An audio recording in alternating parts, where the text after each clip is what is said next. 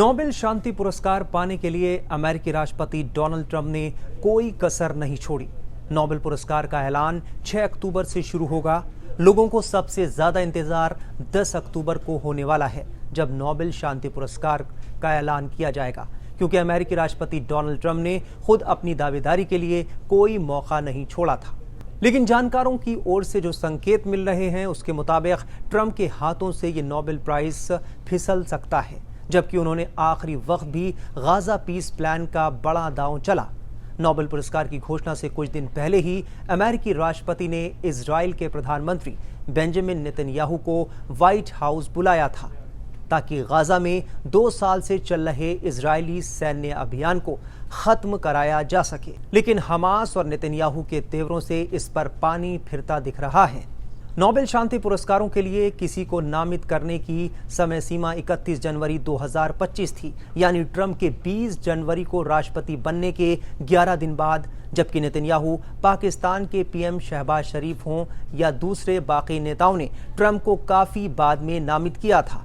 ऐसे में ट्रंप का नॉमिनेशन भी हो पाया है या नहीं, ये एक बड़ा सवाल है। ट्रंप ने भारत और पाकिस्तान के बीच ऑपरेशन सिंदूर के दौरान युद्ध रुकवाने का दावा किया था, लेकिन भारत ने मजबूती से इस दावे का खंडन किया। पीएम मोदी ने संसद में 2 टूक कहा कि ऑपरेशन सिंदूर के दौरान पाकिस्तान के गिड़गिड़ाने पर भारत ने कार्रवाई रोकी थी।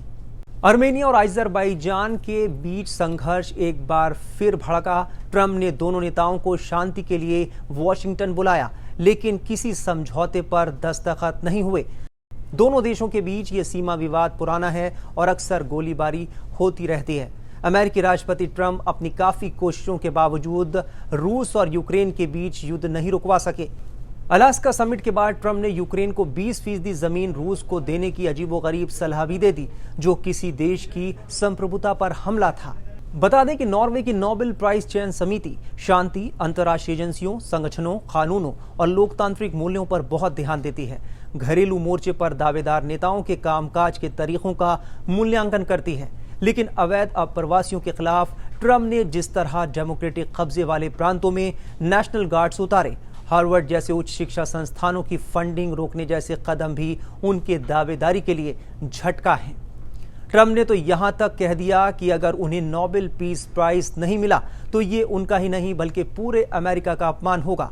लेकिन ओस्लो में नोबेल शांति पुरस्कार चयन से जुड़े जानकारों का कहना है कि अमेरिका फर्स्ट को लेकर विभाजनकारी नीतियों को बढ़ावा दे रहे ट्रंप के लिए मौका बेहद कम है।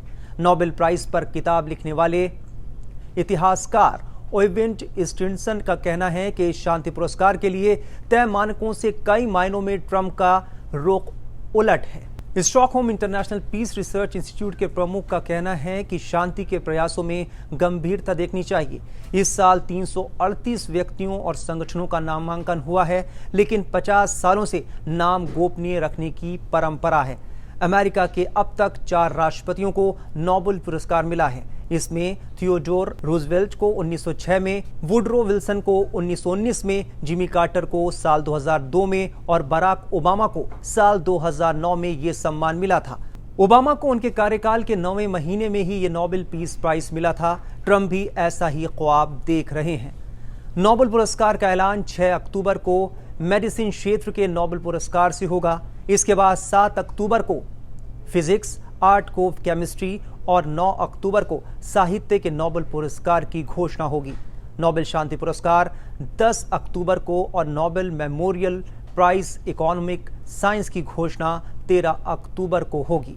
अब देखना होगा कि ट्रंप इस रेस में कामयाब होते हैं या फिर उन्हें निराशा हाथ लगती है।